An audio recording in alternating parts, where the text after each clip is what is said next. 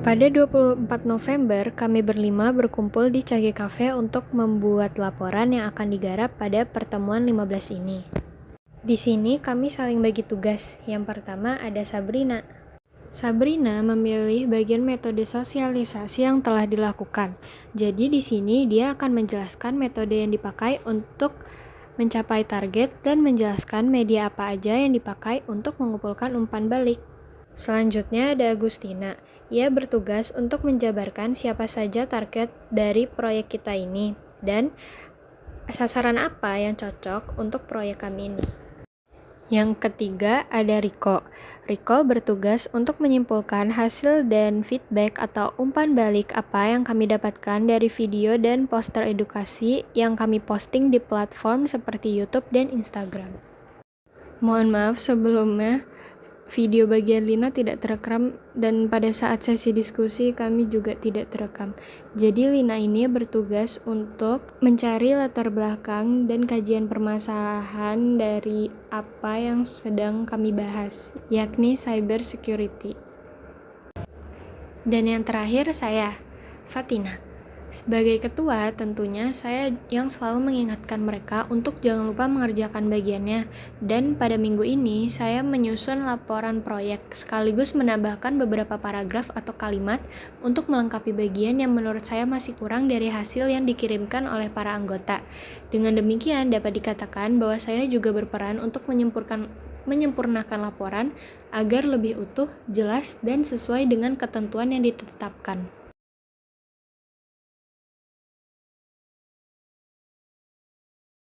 Assalamualaikum warahmatullahi wabarakatuh. Salam sejahtera bagi kita semuanya. Saya Fatina Nafani Harba dari kelompok 5. Saya selaku ketua kelompok ini, selama pengerjaan proyek, saya jadi dapat pengalaman yang lebih seperti cara manajemen kelompok ataupun pengembangan diri pribadi. Nah, sebagai ketua tim, saya mendapatkan pengalaman yang tidak pernah saya dapatkan sebelumnya, terlebih hambatan yang saya lewati di beberapa minggu proyek ini, seperti manajemen waktu, karena kan pastinya banyak tugas dan proyek juga dari matkul lain. Jadi harus pinter-pinter ngaturinnya dan nentuin bikin jadwal dengan anggota lain pada saat kita harus kerja kelompok. Terus juga mengatur anggota, menurut saya ini yang paling memberikan saya pelajaran berharga sih. Karena saya tuh harus tahu tipe anaknya tuh seperti apa. Terus menjelaskan ke mereka tuh seperti apa dan bagaimana sih apa yang harus mereka kerjakan. Kadang dari mereka ada yang ngumpulin tugas itu mepet dari waktu yang saya berikan. Terus juga ada yang kebanyakan bercanda dan itu buat darah saya naik. Tapi dari semua itu saya jadi belajar untuk lebih sabar. Terus juga dari proyek ini saya bisa memonitor semua kegiatan, baik perintah atau aturan pengerjaan proyek yang diberikan oleh dosen, maupun memberikan arahan apa saja yang harus dilakukan oleh anggota saya.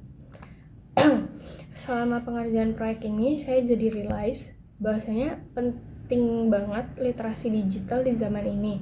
Dengan saya mengerjakan laporan, secara tidak langsung saya juga jadi sangat paham betapa pentingnya itu.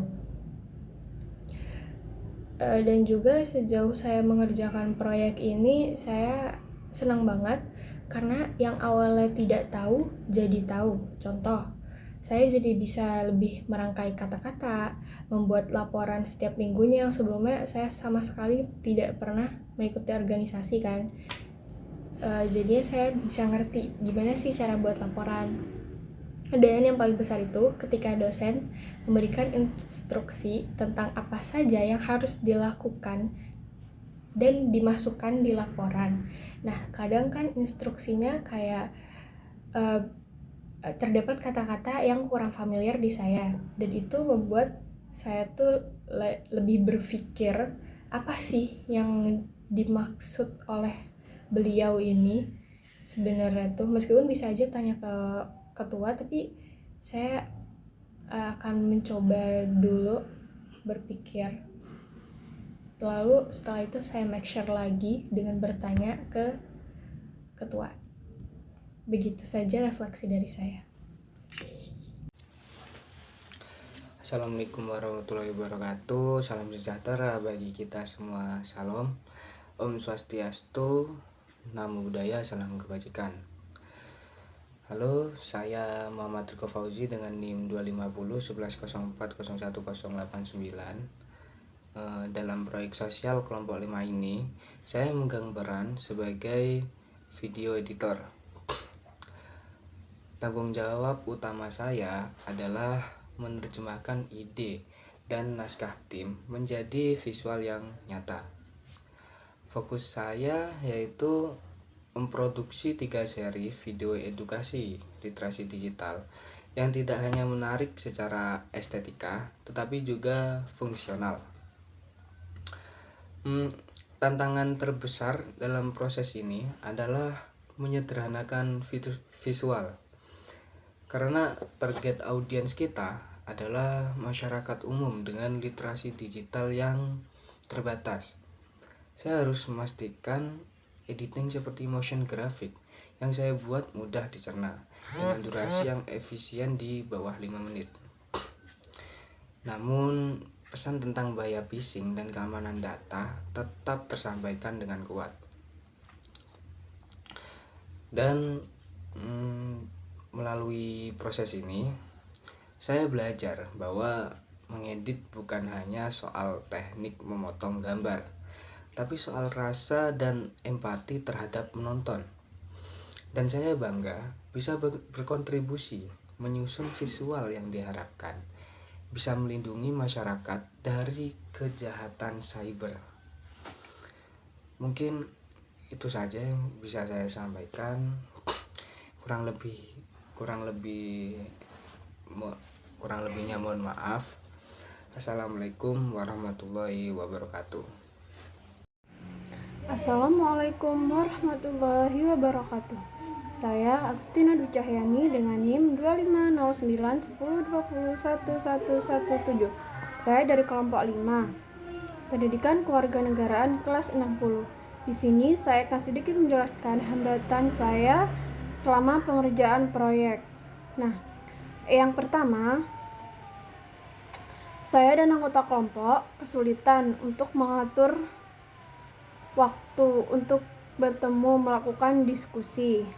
Dan yang kedua, terkadang juga terdapat perbedaan pendapat di antara satu sama lain sehingga sedikit mengganggu pengerjaan proyek ini. Dan yang ketiga, sebelum kita mengambil proyek ini, kita harus setiap anggota kelompok harus benar-benar memahami, belajar apa tentang proyek yang kita ambil. Pokoknya kita harus benar-benar memahami sebelum pengerjaan proyek. Dan keempat, kita juga terkadang mengalami kesulitan untuk mengumpulkan sumber data untuk mendukung proyek ini gitu. Dan setelah pengerjaan proyek ini, saya jadi lebih memahami, lebih mengetahui juga ternyata phishing itu sangat berbahaya untuk keamanan data kita. Phishing ini di mana penipuan ini biasanya melalui SMS atau kode OTP. Nah, sudah banyak korban di penipuan ini. Nah, untuk mengatasi hal tersebut, maka saya dan kelompok saya mengedukasi masyarakat untuk terus berwaspada, menjaga keamanan data, dan jangan mudah percaya dengan situs-situs yang tidak jelas. Nah, dan kami juga menghimbau masyarakat untuk selalu menjaga keamanan data mereka agar dan untuk selalu literasi tentang penipuan online yang sering terjadi seperti yang saya sebutkan tadi, agar data mereka aman. Sekian dari saya. Assalamualaikum warahmatullahi wabarakatuh. Assalamualaikum warahmatullahi wabarakatuh. Nama saya Liana Sakal Hadi dengan NIM 250 210 402 110. Jadi saya ingin menjelaskan kalau sejauh ini salah satu hambatan yang kami temui selama mengerjakan proyek ini tuh adalah sulitnya mengumpulkan data yang akurat. Jadi kita tuh sangat sulit itu mengumpulkan data yang akurat terkait metode phishing yang sering digunakan. Selain itu juga kita tuh juga kesulitan dengan waktu yang terbatas. Itu membuat kami harus membagi waktu dengan anak-anak yang berbeda, seperti jadwal mata kuliah yang bertabrakan. Terus juga kami membagi fokus antara riset, pengumpulan data, dan penyusunan laporan, sehingga terasa cukup menantang untuk menyelesaikannya tepat waktu dan sesuai dan dengan deadline yang telah ditentukan. Jadi kita tuh juga harus juga dalam tepat waktu dalam mengumpulkan tugas, karena ya juga semuanya juga ada deadline-nya seperti itu. Terus selama proses pengerjaan di proyek ini, kami mulai menyadari bahwa phishing memang sangat berbahaya gitu loh. Awalnya kami mengira hanya sekedar penipuan biasa, tapi setelah mendalami cara kerjanya dan dampak yang ditimbulkannya, kami itu jadi lebih waspada. Phishing tidak hanya bisa mencuri data pribadi, tapi juga berpotensi merusak reputasi dan menyebabkan kerugian finansial yang besar bagi korban. Karena itu, proyek ini membuka mata kami akan pentingnya edukasi dan kewaspadaan terhadap phishing di era digital ini. Seperti itu, terima kasih. Saya Rina Sekali dengan NIM 250 pamit undur diri. Wassalamualaikum warahmatullahi wabarakatuh. Assalamualaikum warahmatullahi wabarakatuh. Selamat pagi, salam sejahtera bagi kita semua. Shalom, Om Swastiastu, Namo Buddhaya, dan salam kebajikan.